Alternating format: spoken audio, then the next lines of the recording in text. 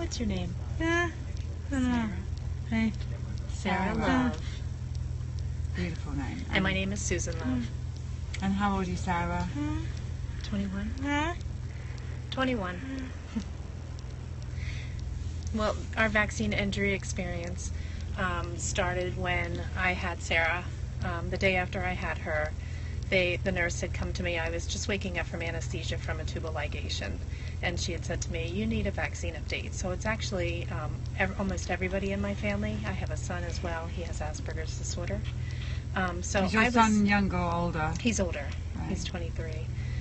So I was in a nursing career at the time, and when you hear vaccine, you're just like, something dings and you think, I have to oblige. So even as groggy as I was, I said, sure, I'll take it. Which vaccine is it? And I kind of like signed real, haphazardly, and she said, it's the German measles. And by the way, I wouldn't breastfeed then after I've given you, the vaccine.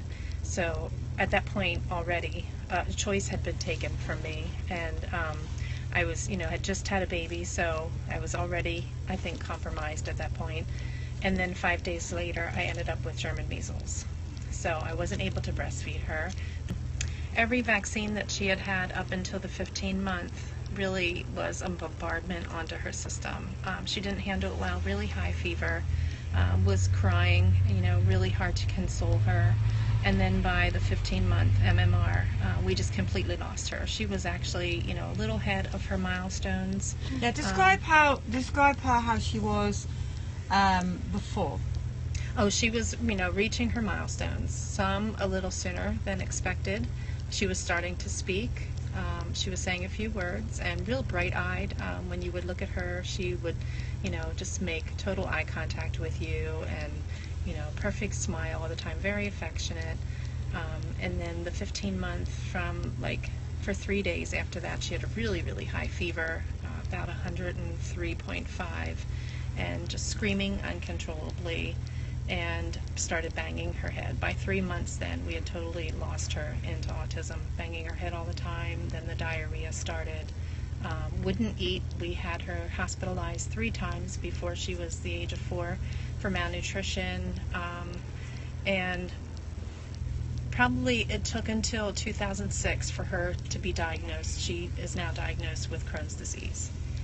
So constant battles with getting her to eat.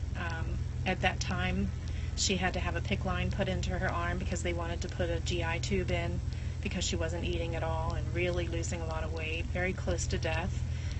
So the doctor convinced us the PICC line would work, and it did. We had a formula. We had nurses round the clock at the house, and it did work. The formula that they, worked for her was able to bypass her digestive tract and completely go to where it needed to go.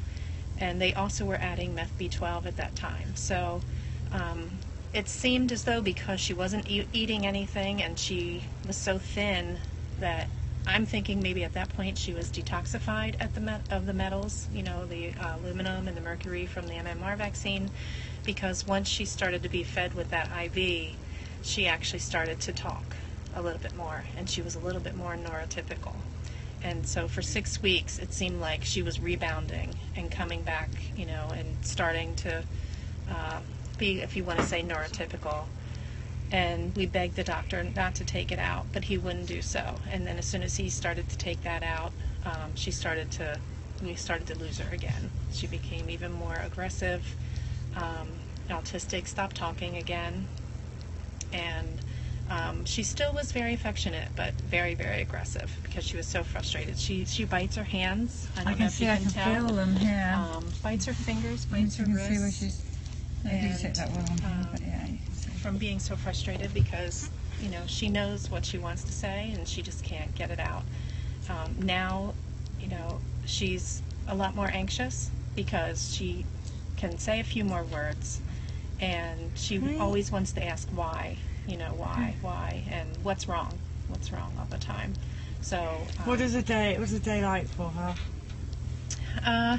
Well, she has a lot of trouble sleeping at night, and so in school, well, she's graduated now. In June, she graduated at 21 years old.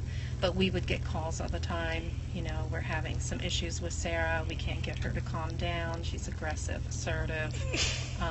You know, we can't get her past like a second grade level with math and language. But you can tell she totally understands, you know, when They she's call you to taking say things they in. can't get up past the second grade level.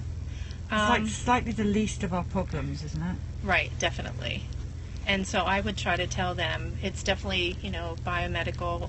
She's had trouble since the vaccine, and we would always get, you know, well, we're doing ABA therapy with her, and I said it's certainly not behavioral. You know, and we proved that when she was getting the medicine that she needed and was able to bypass her digestive tract. She was coming around, she was, you know, starting to talk more.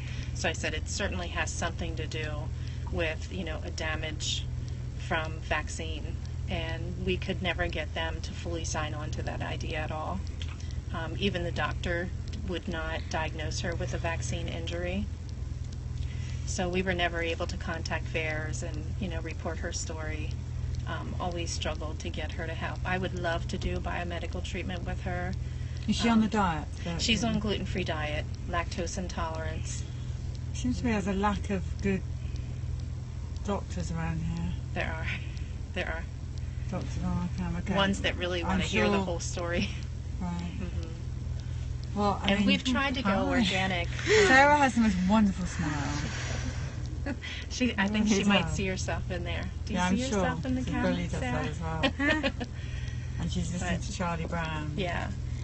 For 1 year, I volunteered on a farm, so we were bringing home a lot of organic produce, and we pretty much that's all we ate because we had a garden as well. And so her next colonoscopy showed that her active ulcers were actually healing from the organic food. So we know that it's definitely chemical with her.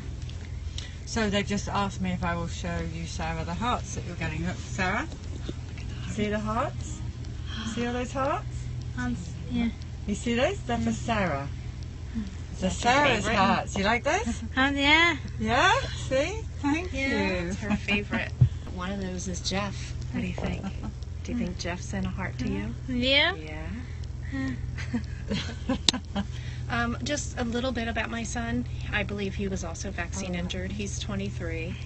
He has Asperger's disorder, and also with the MMR vaccine, I believe he was affected because his fever was really, really high at that point as well.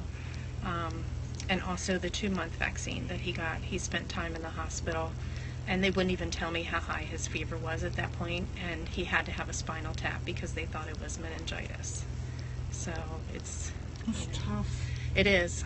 Also with myself, I believe I was vaccine injured as well because, again, like I said, I was in nursing, and they started to require us to get the flu shot and the HIV vaccines, and 2 years later I was diagnosed with acute myeloid leukemia. So I am supposedly cured. I'm at 8 years now. At 5 years they claimed that I was cured of that. So we're going to continue fighting until we get better, right, Sarah? Until we're totally healed from this. So as a former nurse, what's your advice to young parents today? I would have to say become well informed before you make a choice. I was pro-vax at one time as well, and if I would have researched the way everybody has the ability to now, I would definitely seriously look into that before, saying, yes, I'll take this vaccine. All right, well, you're a wonderful mother, and you're, Sarah, we love you. We do. Thank you. Thank you.